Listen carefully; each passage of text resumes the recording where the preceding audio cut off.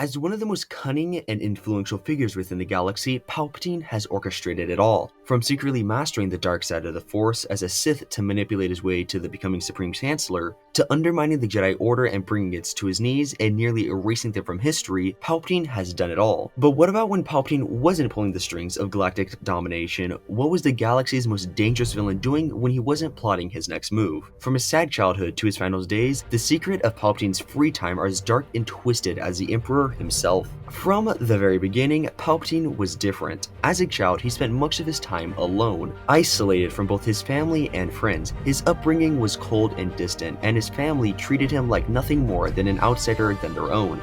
But in the quiet of his solitude, the young Palpatine would discover a fascination that would shape his destiny, an obsession with the dark arts of the Sith. And with his family's expansive wealth at his disposal, he would secretly acquire ancient Sith artifacts and texts, reading them in private and beginning to piece together the ultimate plan for his rise to power. And yet he wouldn't even let his own future master Darth Plagueis know about this until Darth Plagueis would tell Palpatine that he was a Sith. But his early years as a child weren't all shrouded in secrecy and darkness. As a teenager, Palpatine found great thrill in speeder bike racing, a passion that consumed much of his time. The rush of danger, the adrenaline of a high-speed chase, nothing excited him more. In fact, he loved this so much that he even dreamed of becoming a professional speeder bike racer. That is, until his path took a different turn, one that would lead him down the world of politics and eventually galactic domination. Once he became a senator and later Supreme Chancellor, Palpatine's hobbies would shift. Gone were the days of reckless speeder bike racing. Instead, he found solace in more refined pursuits, spending countless hours in the opera, where he even had his own private viewing platform. His interest in art also grew, leading him to fill his office in residence with sculptures and rare artworks. He became quite the literary enthusiast, devouring poems, especially those by his favorite poem writer, who became popularized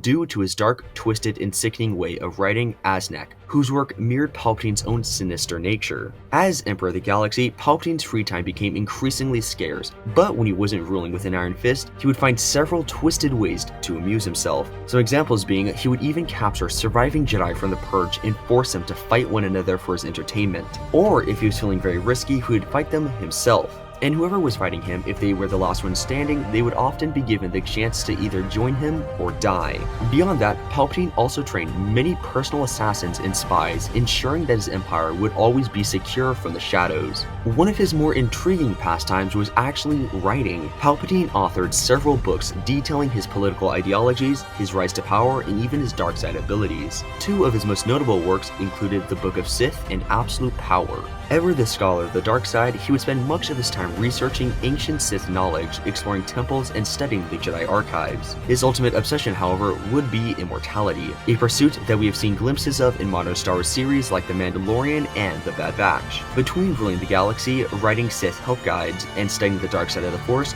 you have to admit the guy has some incredible time management skills. And when Palpatine needed to escape the galaxy's pressures, he would retreat to one of his many lavish palaces across the galaxy, the most famous of being the massive Imperial Palace on Coruscant, the largest structure on the entire planet. Once the Empire settled into its reign and Palpatine had appointed several loyal servants into key positions, he would begin to reclaim more free time, and in this newfound leisure, he dedicated himself to creating new contingency plans, ensuring that no matter what happened, he would always be one step ahead. And for all of his meticulous planning and control, Palpatine still had one soft spot: danger. Whether that be from his old days of speeder bike racing or battling Jedi in his personal arena, Palpatine found an exhilarating thrill in placing himself in the face of danger. Even as the galaxy's most powerful figure, he never outgrew his hunger for the rush of chaos. Even as a methodical dictator, Palpatine always found ways to spend his free time.